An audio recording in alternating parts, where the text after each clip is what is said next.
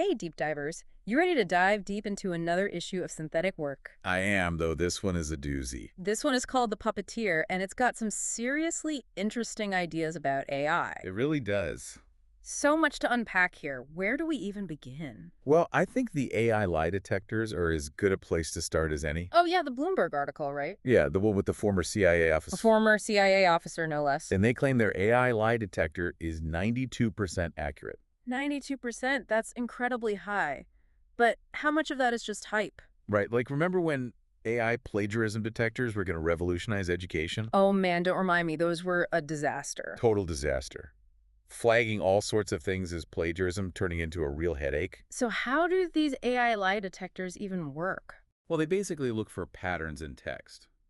Certain phrases, ways people avoid answering directly, things that are supposedly correlated with lying. But couldn't those same patterns just be, someone's personality? Exactly. Like I might say, to be honest, a lot doesn't mean I'm lying. To be honest, is like your catchphrase. Pretty much. So these programs, they miss a lot of the nuance of human language, of context, of how people actually communicate. Yeah, it doesn't sound like they can replace good old-fashioned human judgment. Not at all. Not yet, at least. It does raise some ethical questions, though, right? Like, what if employers start using these things for job interviews? Or in courtrooms. Can you imagine being judged by an AI based on how you talk? It's a scary thought. We need some serious ethical guidelines for this kind of tech. And fast. Absolutely, before it gets out of hand. Speaking of getting out of hand, did you read about this teacherless school in the UK? Oh yeah, that was wild. 20 students, AI tools, no teachers for a whole year. It's certainly an experiment. And then they take their big GCSE exams, see how they do? A bold move, for sure. I can see the appeal, though.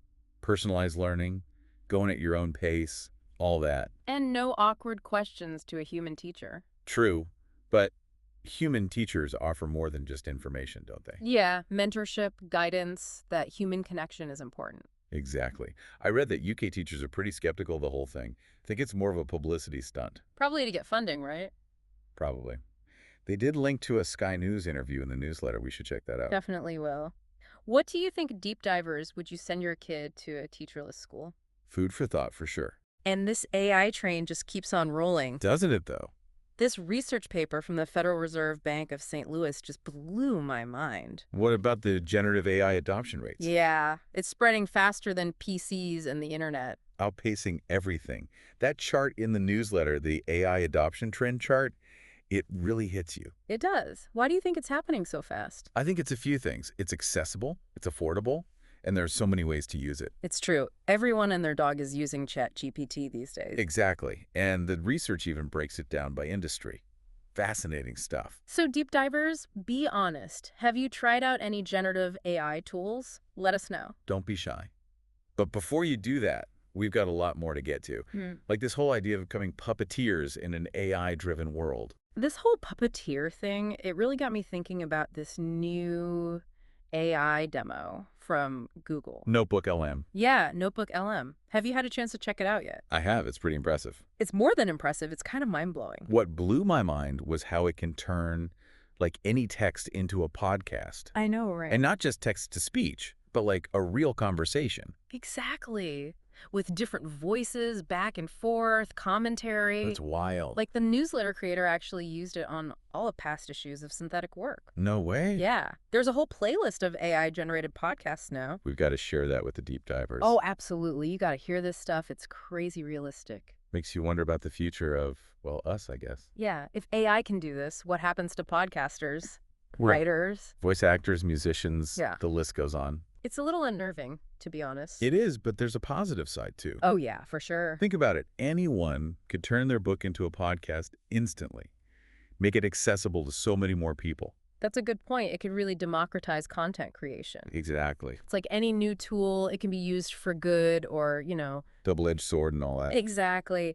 But it's not just audio. The newsletter also talked about Meta's new AI-generated images. Oh, right. The ones popping up in Facebook and Instagram feeds? Yeah, Imagine for You, they call it. A bit creepy, isn't it? Like they know what we want to see before we do. It's a bit much. And then there's that comment from Mark Zuckerberg. Oh, about creators overestimating their value. Yeah, basically saying AI could make them obsolete, Like a bold statement. to say the least. It all ties back into this puppeteer idea, doesn't it? It does. Are we Hey. just puppets dancing to the tune of AI-generated content? It makes you think, if AI can create things tailored to our interests so well, what does that mean for us? Big questions, no easy answers, and it gets even wilder. Oh. There's this Indian filmmaker who's going all in on AI-generated music for his films. Wow, really? Yeah, he even said he thinks musicians will disappear, that AI will completely take over. That's a pretty bold prediction. It is, but after seeing NotebookLM in action, I'm not so sure. I know, right? And it's not just Bollywood either. Where else? Lionsgate Studios, they're partnering with Runway, the AI image generation company. Interesting. They're creating an AI model trained on Lionsgate's entire library of films and TV shows. So even the big studios are jumping on the AI bandwagon. It seems like it. Even James Cameron, the Avatar director, joined the board of Stability AI. Wow, it's really everywhere now. But of course, there are going to be hiccups along the way. Like that story about the Australian Child Protection Agency. Oh man, that was bad.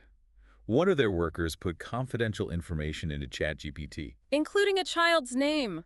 Talk about a security breach. It shows how important it is to have safeguards, ethical guidelines. We can't just unleash this technology without thinking about the consequences. Absolutely. We need to be careful, responsible. It's a balancing act, for sure. Finding that balance between innovation and responsibility, that's the key.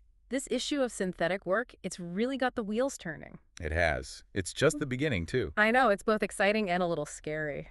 We're entering uncharted territory for sure. Uncharted territory is right. We'll need all the help we can get navigating it. We'll figure it out together. Together.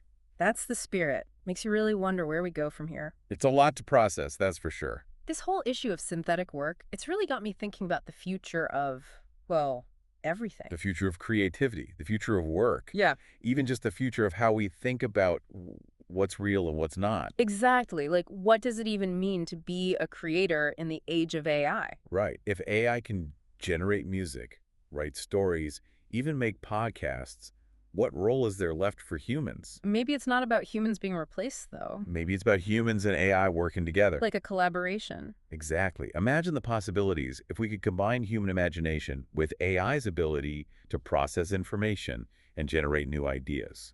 That's an interesting way to look at it. It's not about one or the other. It's about finding a way for both to thrive. Precisely. Yeah, We need to approach this with a sense of curiosity and caution, of course. for sure. We need to be aware of the risks, the ethical implications. Absolutely. Hmm. But we also need to be open to the possibilities, to the potential for AI to help us solve problems and create things we never thought possible. Well said. This whole conversation, this entire deep dive into the puppeteer has been a real eye-opener. It has. It's Yeah. given us a lot to think about, that's for sure. It has. So, deep divers, what do you think? Are you excited about the future of AI? Concerned? Let us know. We want to hear from you. Because as we move forward into this uncharted territory, we need to do it together. Absolutely. The future of AI, it's not something that's going to be decided for us. It's No. something we'll be creating together. And that's what makes this whole thing so fascinating, so exciting, and yes, a little bit scary. But hey, that's what deep dives are all about, right? So until next time, keep exploring, keep questioning, and keep diving deep to deep divers